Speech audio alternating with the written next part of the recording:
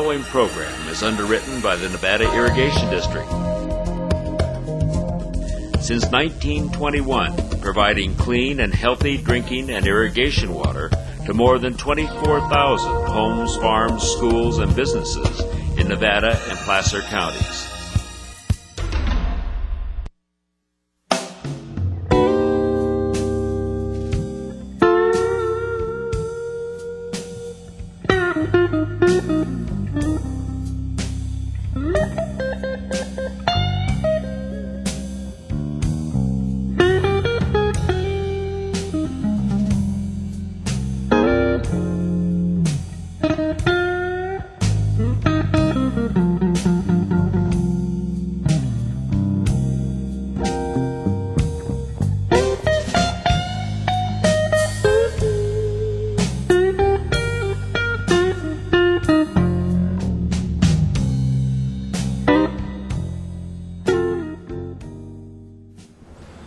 Good evening, and welcome to another edition of Nevada County Interviews, and I'm your host, Paul Minicucci. And this evening we're going to be talking about programs for homeless youth, and we're also going to be discussing some of the challenges and barriers young people face when they don't have a permanent residence. I have three guests with me.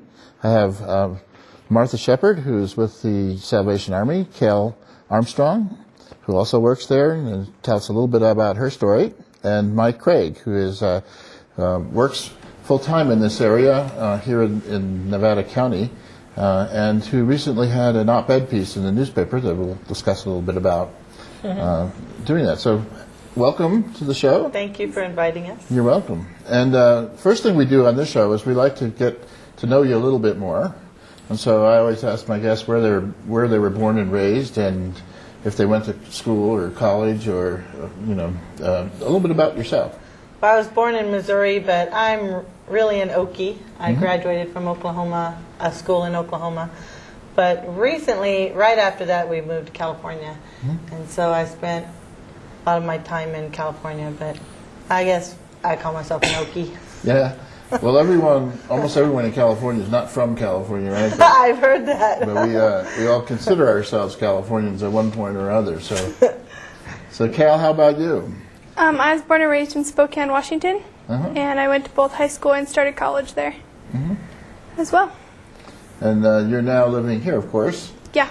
And do you think you'll be staying in these parts for long? Or? Yeah, I'll be staying in California for a couple more years, and then. Do you have any plans to enter college here? Or? Yeah, I plan on going to Sierra in January. Okay, and off camera you told me that math is your favorite subject. Is that something you might pursue? No, I just really enjoy math. Oh, good. Good. So that's a good skill to have.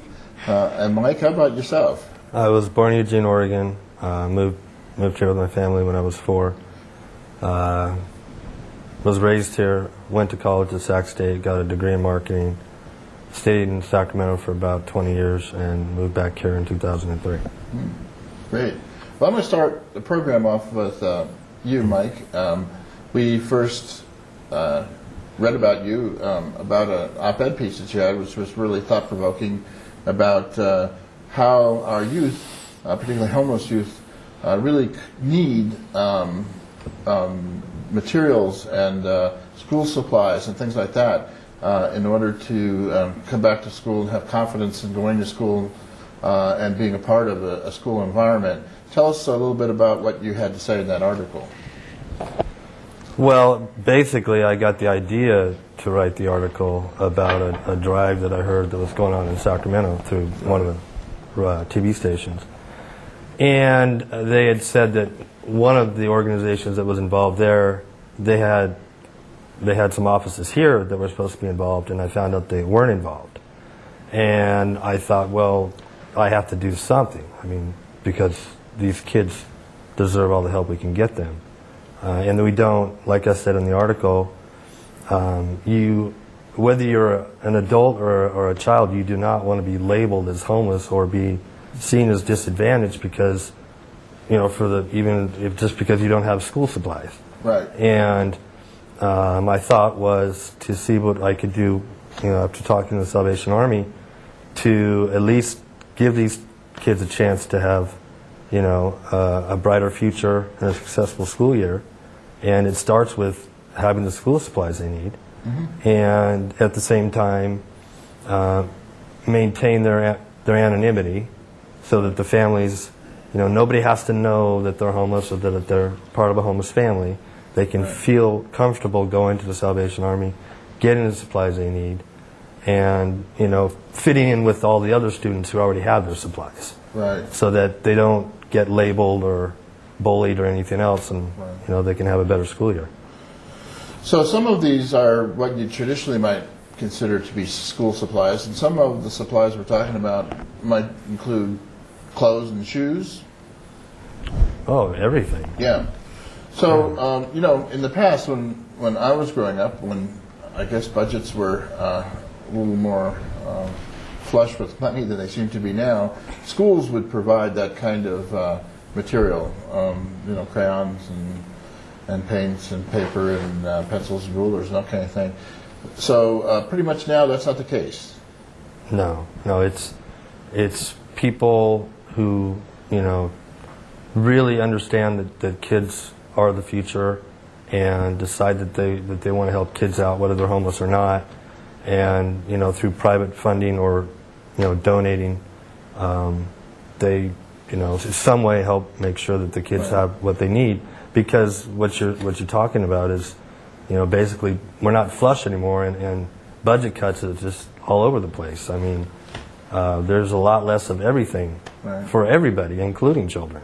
Well, and that's part of the reason we wanted to have the show, is to raise awareness, because I think people, or viewers out there might not know how drastic situation we're really facing. I mean, I know teachers. I have a friend who's a teacher here in elementary school, spends about $800, $900 of her own money out of pocket. And as we know, teachers aren't exactly overpaid either. So how it is that we can expect children to excel and to be at their best when we don't outfit them with the basic things they need is beyond me. Because when you look at and study education, you know that what happens in a child's life is a big part of what happens in the classroom. And if they don't feel confident, they don't have the materials, they're not going to be able to succeed at the same level. So I think it's true that kids will start disengaging if they don't feel welcome at the school. So we really applaud you. And having been in Sacramento, I had worked on that as a volunteer for those programs. As you mentioned, TV stations put together the drive every year, and it's been pretty successful. What kind of goals do you have for that? I mean, let's start with a question about how many kids are we trying to serve? Well, I was asked not to bring up certain figures, at least right away. I spoke to someone who's a liaison for homeless students at Nevada Union, and at the time she didn't have all the figures. She only had figures for like 4 school districts, but didn't even include the high school. She asked me to hold off on that for the time being. But when we were talking about it, she made it clear to me that there are 4 categories they use to define whether or not a student is homeless. Right. The family living out of a hotel, are they living out of their car, are they part of a bunch of families living in one house, or are they in a shelter?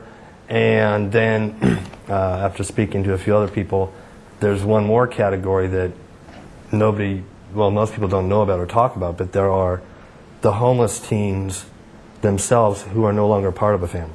Right. Because their family was so dysfunctional or so broken up or difficult to be with. They're out on their own. And they're having to do things that would make most people nauseous, just to make money, just to have a place to stay. Right. And one of the people I spoke to the other day, she told me a story about a 16-year-old boy that she'd helped recently and what he had gone through. And I was more than sad. It was very depressing. And so I think doing this interview and everything else, basically what I'm saying to people is, if you're on the fence about whether or not to help these homeless students and these homeless teens, please come down off the fence. Please. I mean, So let's tell people at home, what can they do? What should they do? well, to start, they could get a hold of the Salvation Army. They could look into volunteering time at programs.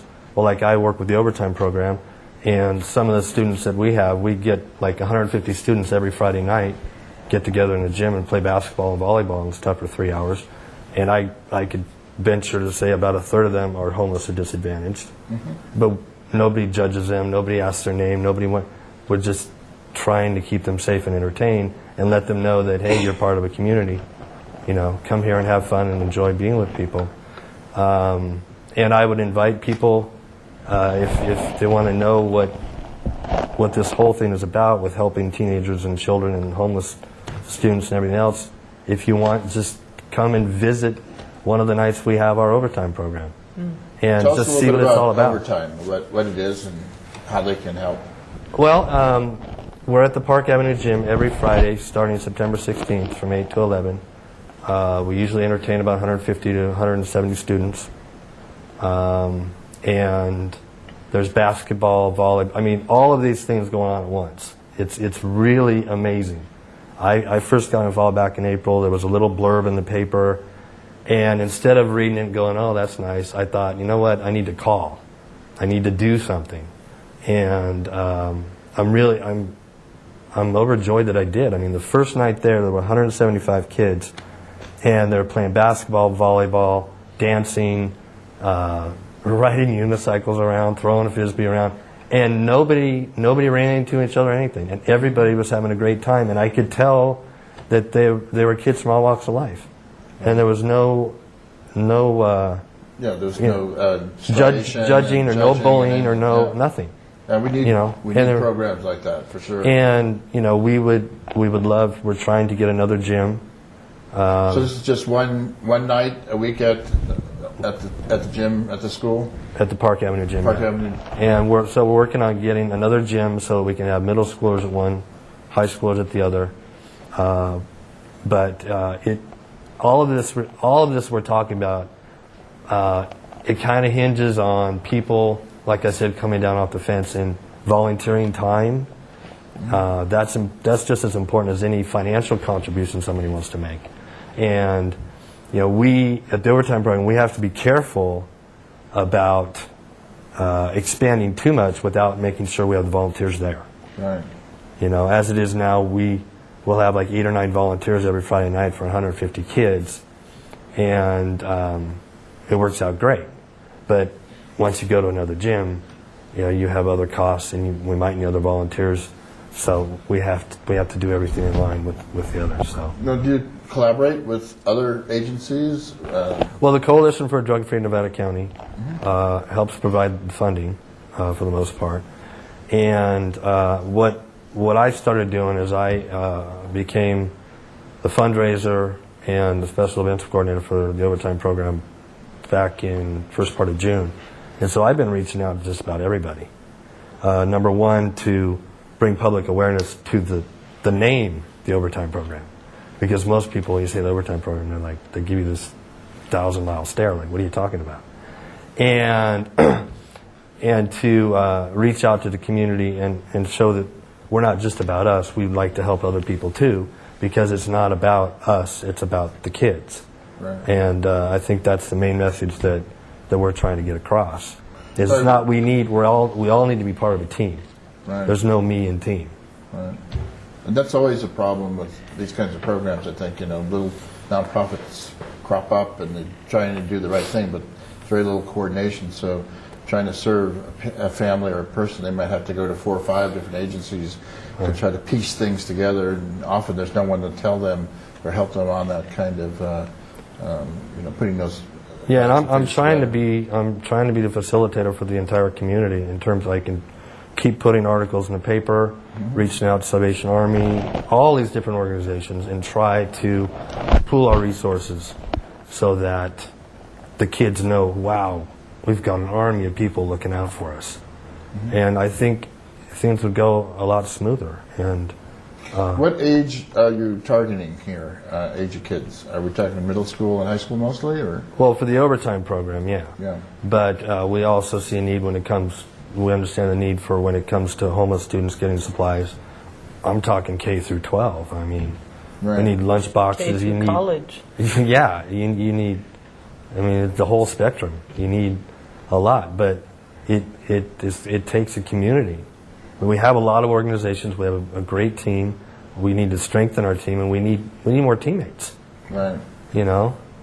I know some people in town have, target to, have a mentor or a adult, being one-on-one with any kids who need it in this county, and the need is so big that, however we get involved, we ought to have, contact with a teenager, and we'll be showing a phone number up on the screen from time to time. So do get in touch with with the phone number, and try to reach Mike, and I'm sure you can find out more information about that.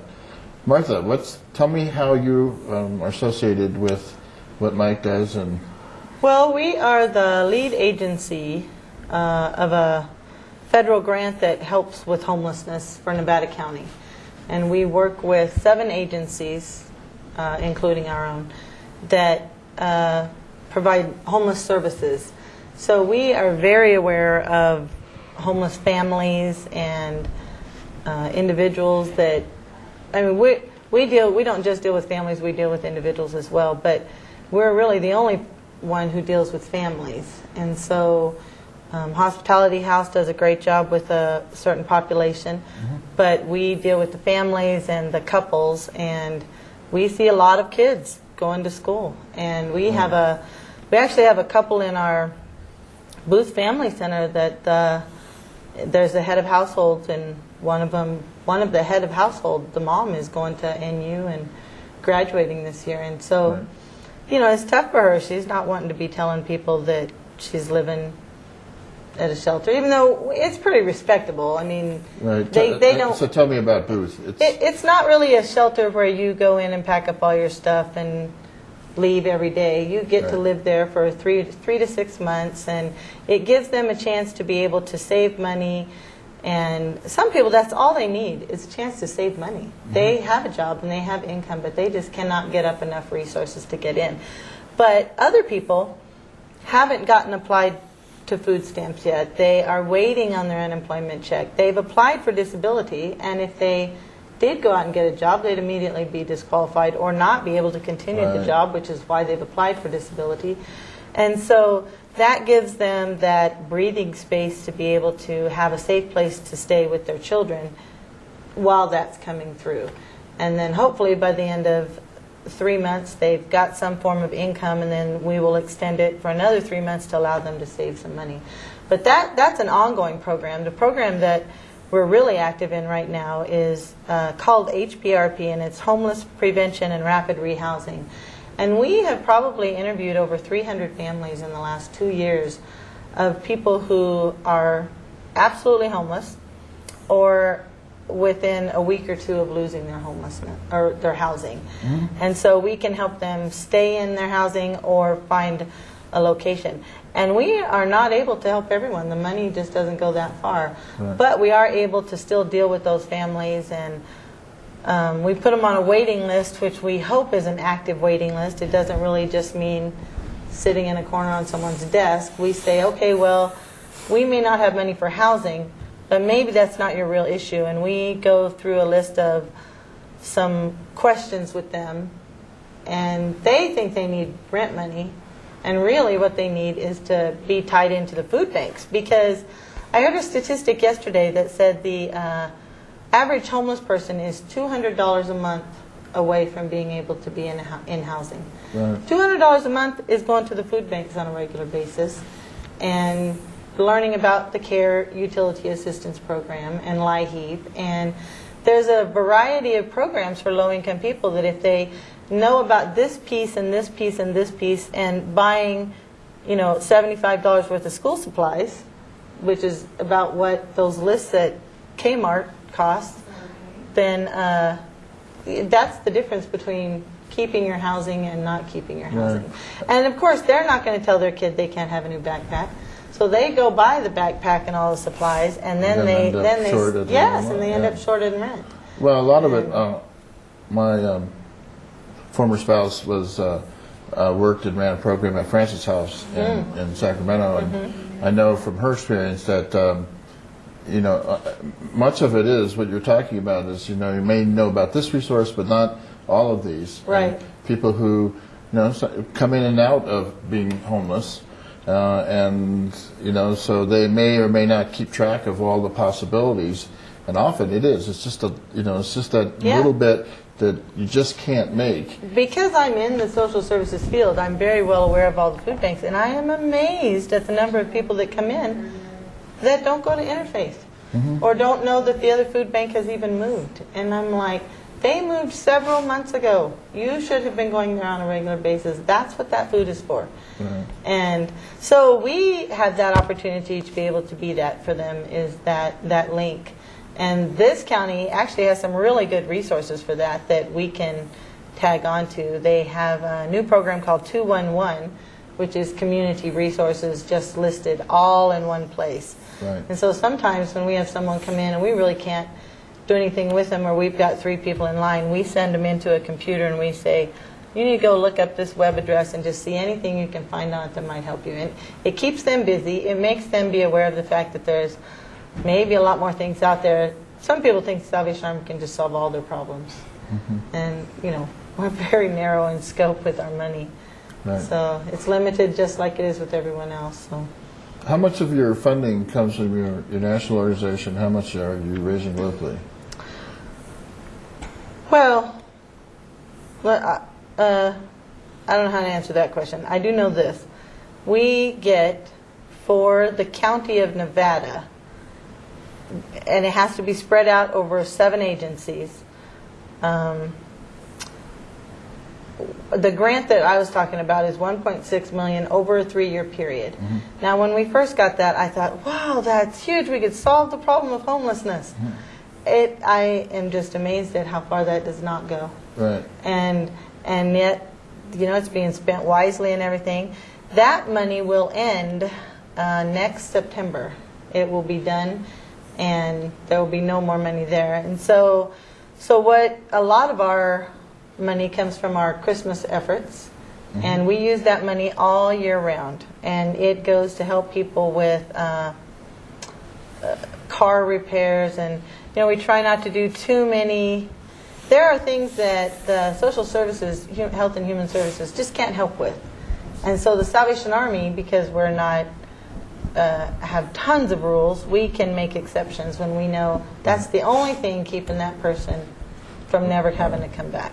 So then we're able to do that, and it's because of the donations that come in at Christmas.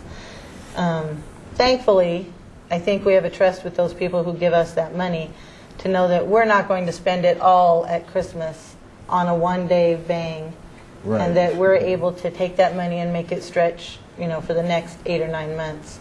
And so most of our money comes from the Christmas donations. We get some money to run our Booth Family Center from some federal emergency shelter dollars, but it's community. It is 100% from the community.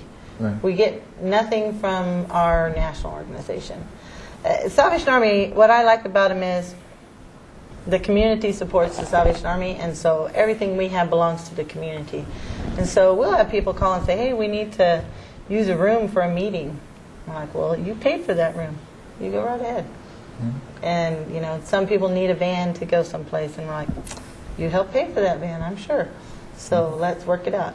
And so that works out well because we get to be a resource for them as well, not just the homeless. So, Right. So when this grant runs out, we're going to have to find some way of... What we're hoping is that we have applied for a couple other grants that may come through, and we're hoping that case management is very effective. I don't know what we're going to do. Yeah. I don't know. A lot I of do us are know guessing. that we have a great utility assistance program, and we will probably hit that hard and heavy. and we have tried to start without the money from the grant. We're trying to start a room sharing program where if you have a room in your house, you might come to us and we'll do some interviewing on you. And if you want to rent a room, we'll do some interviewing on you. And then we'll try and match up people that work. You know, we won't put a smoker with a non-smoker or someone with a yappy dog with someone who's allergic to dogs. And that we have actually matched up a few people like that. And that tends to be nice because they don't have to charge a deposit. And so sometimes we're able just to do that footwork, and it takes time on our part, and it's not an easy process. And we have a volunteer who comes in and does the interviewing. But that's very cost effective for us because we're really not putting out the money. Yes. So, but somebody's got to organize a program and take on the Right, and that initiative. matchmaking function is really important. Yeah. Are you seeing? I've read that there's, you know, with the economic downturn, that we're really seeing a lot more family folks showing up as being homeless. Than we We did are. before. It is amazing to me. I've only been serving in this community for a little over 2 years, and I thought when I got here, how many homeless people can there be in this community? And I think what we're realizing is that there's a lot of people that don't consider themselves homeless because they have a place to go to every night.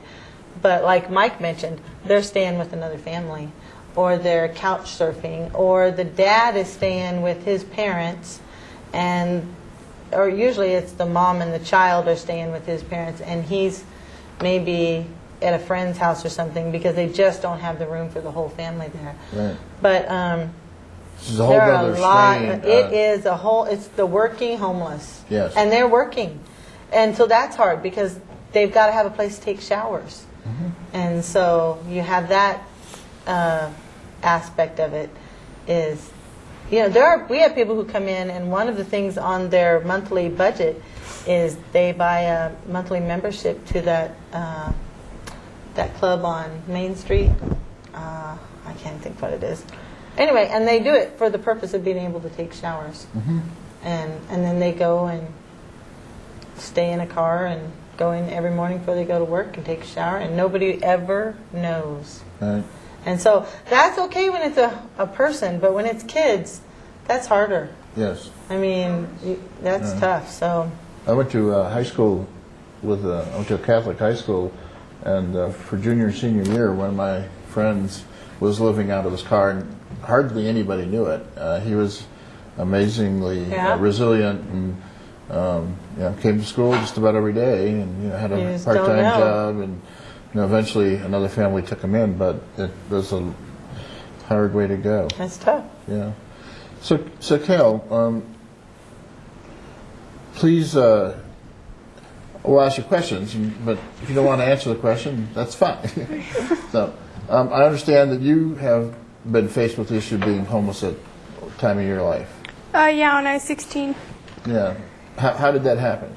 At 16, I decided to just change up my life, and I went to rehab. And when I got out of rehab, my family kind of disowned me, and so I had to face the challenge of living on my own in high school. And so instead of being homeless, Yeah. So how did you cope? I mean, where did you live? I lived in an apartment that my friend's mom owned, and so she gave it to me for a little bit cheaper, obviously. And I just worked and went to school. Yeah. And when you were at school, how many of your friends knew your situation? Probably only 2 or 3. Yeah. Yeah, I didn't have a lot of friends come over. Yeah. And so you had to adjust in many ways. And I think often that I think about virtual communities is really a boon to people who are homeless. I mean, you can be online and have networks of friends on Facebook or wherever, and they don't have to ask that question, or you don't have to answer that question. But did you run into situations where people would stigmatize you because you were homeless in high school?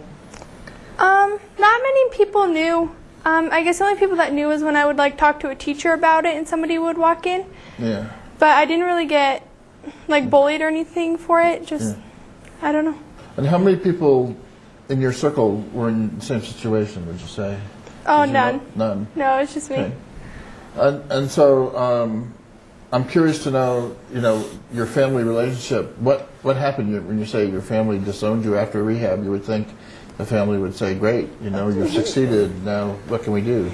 I don't know. I just got back from rehab, and they were just ashamed that their daughter had to go to rehab instead of just solving it on her own Wow. and being independent or whatever. And so they just told me that they didn't want me to come back, and that I'd put a stain in the family. So Oh wow! So that must have been difficult to say the least. a little bit, yeah. Yeah. And so now you were able to graduate, I did. and you came out here to Northern California, and you're working with the Salvation Army now. I am. Yeah.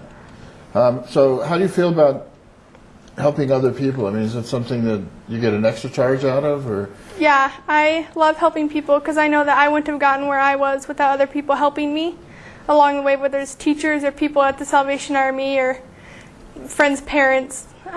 I couldn't have done it on my own. I was only 16 years old, Right. so I love How were it. you able to manage your money? I mean, you had friends helping you with that too? Or? No, I just didn't go out to coffee, and I didn't go to a theme park when they went or Right. whatever. I just stayed home and did homework and stuff. Right. Were you able to afford access to a computer? Yeah, I saved up for a really cheap laptop, Yeah. but yeah, I was able to get a computer eventually. How important was that to being able to connect? It's pretty important just because you had to, in high school, you can't do your homework without a computer. And so instead of staying at school and using it, I just saved up and got one at home. Right. I was actually yesterday had a short meeting with the state superintendent of schools, Tom Trollickson, because I'm trying to get him to back digital media, Yeah. partly for the reasons we're talking about. That in terms of skills, that if you have a computer and you're pretty smart and you're ambitious, you can go a long way learning digital media skills, animation and other skills. And he said one of the main things they're trying to accomplish in the next 2 or 3 years is to have every kid in California has their own computer, and not depend upon either the school or a family having one. And the digital divide is an amazing way of segmenting society. I'll tell you. Something we really need to solve. We have a young man in our family shelter who's 7th grade, and he's going to Lyman Gilmore, and he got into the digital media class. Right. He's so excited because he's able to play with an iPad. I mean, they don't own iPads at our center. Right. They have cell phones because they really have to be connected. But an iPad is that luxury item. Right. And so he is just thrilled because everyone he knows at school has parents that have it. And now he's able to do that and feel normal. I was talking to Kale, and she rode the bus to school as a senior. Right. The big yellow school bus. Right. And so, there's things that you just don't think about them, but other seniors don't. They drive cars. Right. And so it is important to have that connectivity in today's world because it makes you feel like a normal person. Yeah, it's not at all a luxury. Right. And thank God, the prices are coming down. I mean, it's sort of the holy grail for us in our business is to try to find, individual computers or devices like the iPad that somebody can buy for $300 or $400. And that he can be comfortable using Yeah. and not feel like when he gets in to the 10th grade, he has no idea what that is. Right. So that's nice that he was able to get in that class through the schools. Yes. I appreciate Well, that. one of the teachers at the Lyman Gilmore, Stan Lathrop, who's a media teacher up there, is on our board. So we hear from Stan a lot about. Tell him I said thank you. Yeah, I will. He's a wonderful man and has done amazing things with young people. We've studied this issue a lot about dropouts, and digital media is. I'll put it up against anything. After school activities. Arts are important. As I'm a big advocate of arts.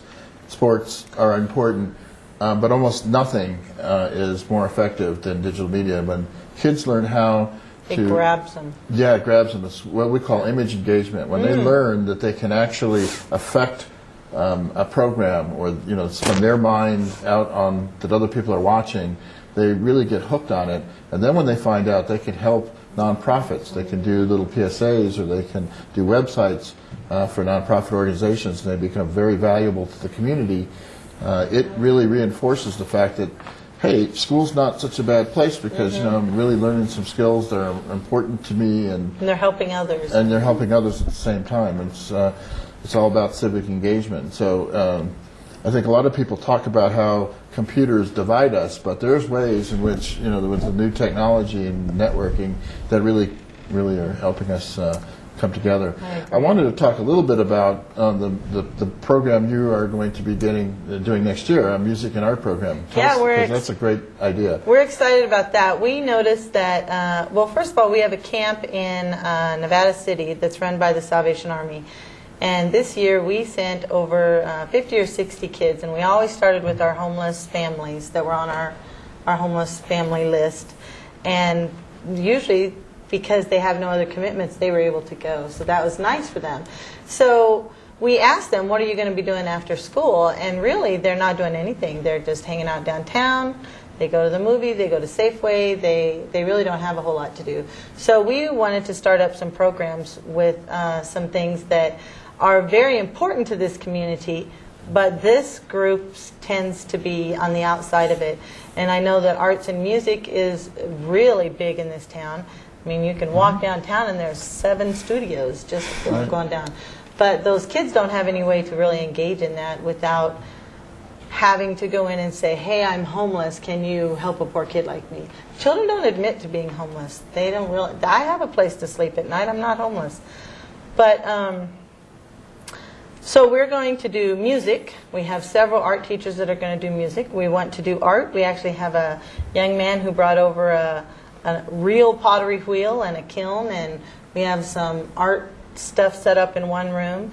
And we would love to do a digital media thing. We've been collecting things from the thrift store that we can grab, and trying to put together a makeshift studio. And we got a piece of green cloth the other day to have our first green screen. And so, just for the folks at home, we've been talking, so hopefully we will get some grant money together to be able to assist. And the idea would be to have at least one day a week where we would teach kids how to do video production and provide that service, as well as there is through an organization called the Tower of Youth in Sacramento. We've been able to collect somewhere in the vicinity of 60 or 70 hours of youth-made films that have been in the film festivals over the years. And so I had an idea, it was maybe Friday we could bring popcorn over and bring the movies, and kids Friday Film Festival. Yeah, have a Friday Film Festival where we can talk about what the films mean, and how did the kids do that. That is really important to this generation. They need to feel like their life is counting for something, because it doesn't right now in their mind. I mean, many kids it does, but a lot of kids it doesn't. They don't have that direction. And so that kind of thing gives them a chance to say, look, I made a difference. And it utilizes a tool that they are already using. Yep. If they're They not don't know teaching, how close they are to actually being a successful filmmaker. Yes, they and are. the devices they have. We did a little bit of tried a film festival where you had to shoot and edit the entire film on your cell phone. That was kind of interesting. That would be, yeah. But there's something special about digital media. There just is.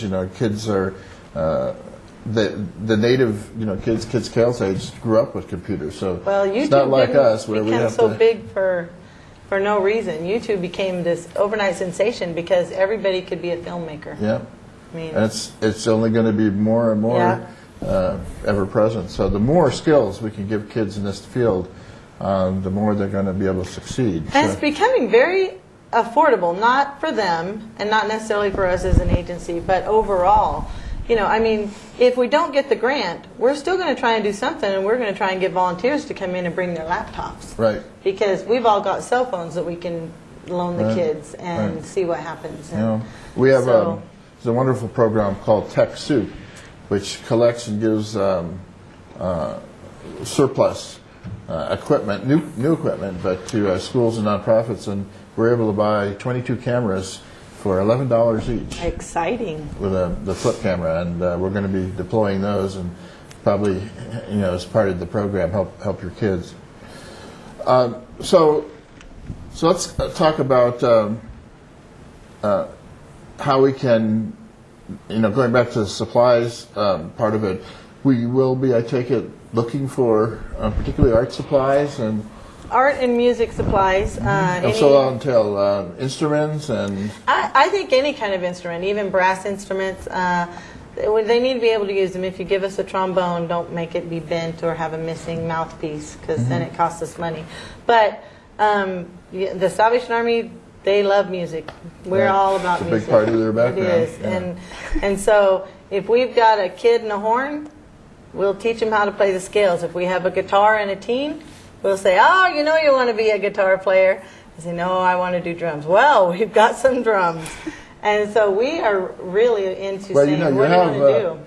I was at Fry's the other day, and they're selling pretty good keyboards for under $100, electric keyboards. So anybody out there watching, please go down and buy one. And bring it to the Salvation Army on Alpha. There's almost nothing more valuable than having a keyboard for a music operation. Now they have roll-up keyboards. They do. And they're pretty impressive. So it's so exciting. And so the art supplies, we're going to be having kids. We're going to have open studio night every Tuesday night. So we're going to just have open studio night. They can come in. We're trying to get donated canvases, even if there's pictures on them. They'll paint over them. And we're having open studio night on Tuesday nights for art, and then music we'll do on Thursdays probably. We might do digital media on Wednesdays. And we want to have a reason for them to be there and a draw for them to really come. And Fridays we'll do Friday Film Festival and hit the overtime show. Yeah. After football. Yeah, exactly. So what's the next steps for the drive, Mike? Where are we in the campaign to get the supplies? I mean, is there an end date that you envision, or is it all year long you're going to continue this project? Well, we do have Christmas coming. My initial thought was to do this drive up until the middle of September, end of September for this school year. Next year, to get together with the Salvation Army, Women of Worth, other agencies, start the drive sooner. Yeah. At least 2 or 3 months sooner. Get different corporations to donate supplies that they have, thousands and thousands of dollars worth of supplies. Right. And I'm getting a lot of yeses, so it won't be that difficult. I'll just have to start the push sooner, and then there'll be tons of supplies for all the homeless students, including lunch boxes and all that, calculators, whatever they need. Well, I think the nice thing is it's people can give you usable. You can see up there on the screen some of the supplies that we're talking about. Gift cards for shoe stores is a great idea, so kids can choose their own shoes. But I think that in this day and age, I mean, you can go to the dollar store and get, supplies that really work, calculators and things. And so, we're not asking you to spend $2,000 on, on the supplies. Even $20 or $30 can really bring in a good supplies for kids to do that. So one thing I did want to ask you about, how are the supplies distributed? I mean, how do you work that? Well, as of right now, we have 2 places people can drop off supplies, either Walker's Office Supplies or the Salvation Army on Alta Street. Is there big bins there, or? Well, they've got a pretty big area there, and Walkers will make arrangements depending on how much comes in. And like I said, if I wouldn't have had to do this at the last minute and scramble and everything, I would have a lot more setup. But And there are people who have gone to Women of Worth and turned in their name and filled out an application and said we could really use supplies. And so as they come in, Women of Worth is able to distribute those, and we work very closely with them. And if we know someone who comes in and says, I need school supplies, we say, oh, there's a bin over there. But, there's an application process, so they could they could call us, and if they really need them. They can always go to the school counselors, because generally what happens is after about a month, we give all of our stuff in big bags to the school counselors. Right. And then they're able to disseminate them to children. Cal, when you were going to school, do you think the school was as helpful as it could have been in your situation, or? Yeah, they were really helpful. Like if I wanted to do an activity or something, they would waive the fee if I really wanted to do it. And then marching band is really expensive, but like that was my thing that I needed to like stay away from the things that I knew weren't good. And so even though it was really expensive, I was still able to do it. And then whatever I wasn't able to pay, they would help me fundraise or just do something to.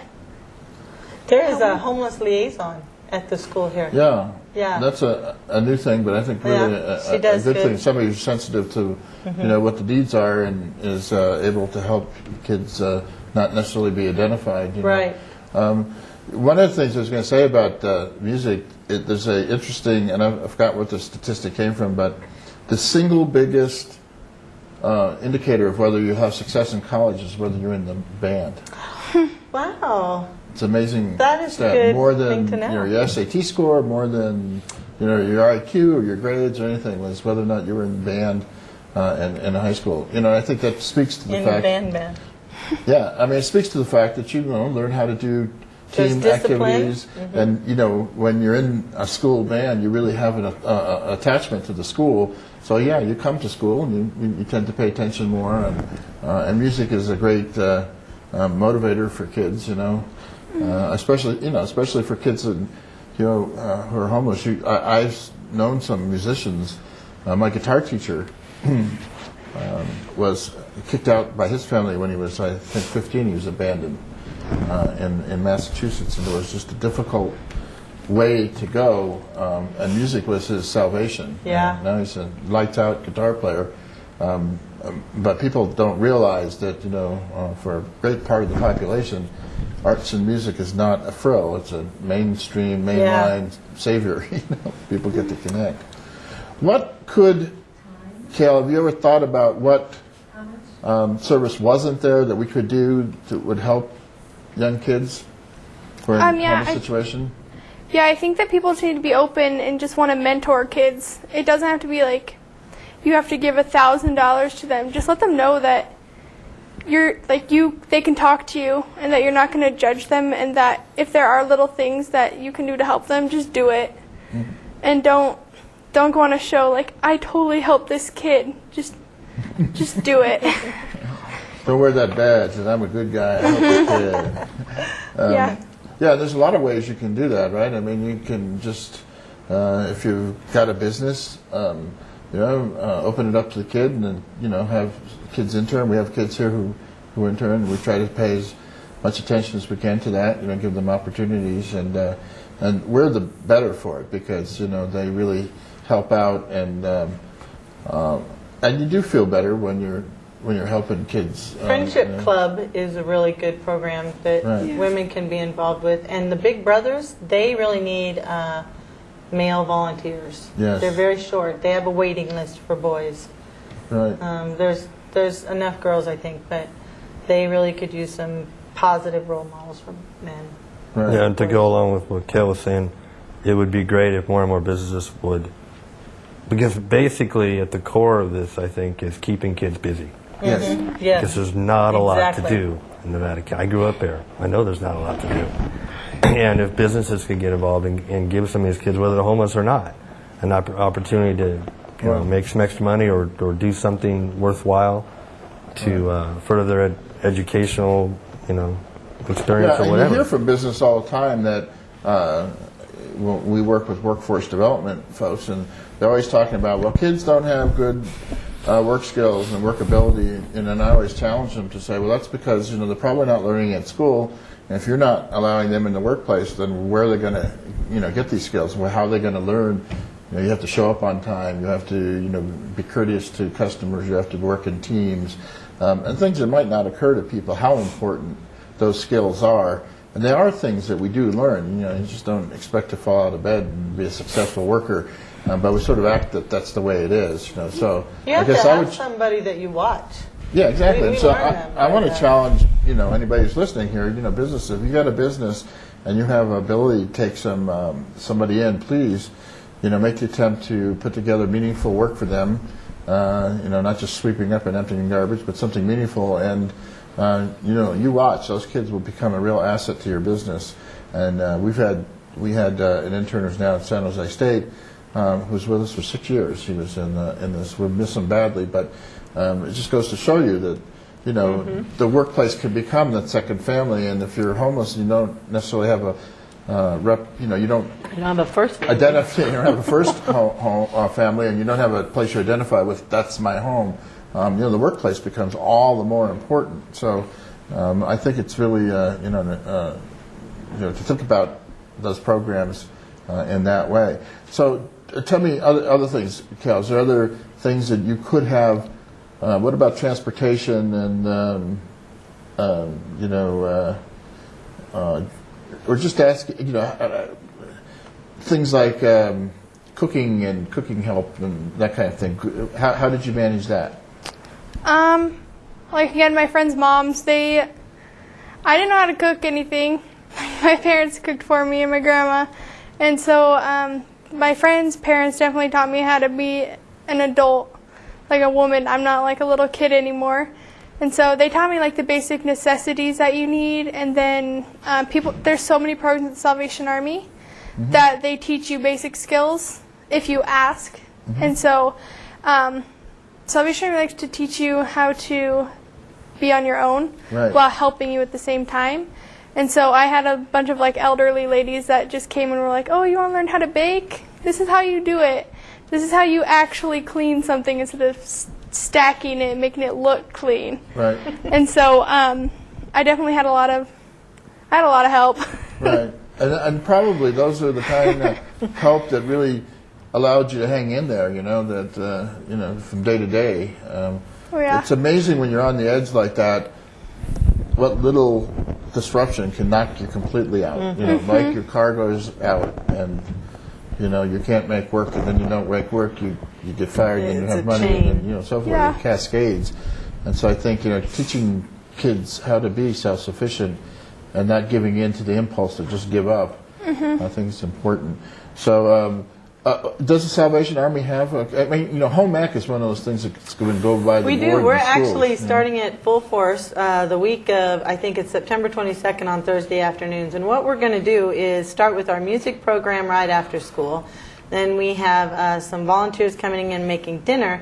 Then we're actually going to have, we call them troops, but it's Adventure Corps for the boys, and we have Sunbeams for the girls, and a teen group that meets, and they do things like learn how to cook and sew. We have a lady who wants to teach them how to sew, and if they don't want to do that, then we'll do art, or there's badges. It's a character building program, but that's where I learned how to set a table, and how to fold an American flag and things like that. And so we're going to do that on Thursday nights, and then they'll be done by 7. They can go home, or we can get them home in time to do bed, some homework. We'll feed them. And so we're hoping to get some of those kids that are just hanging out to hang out with us. We're excited.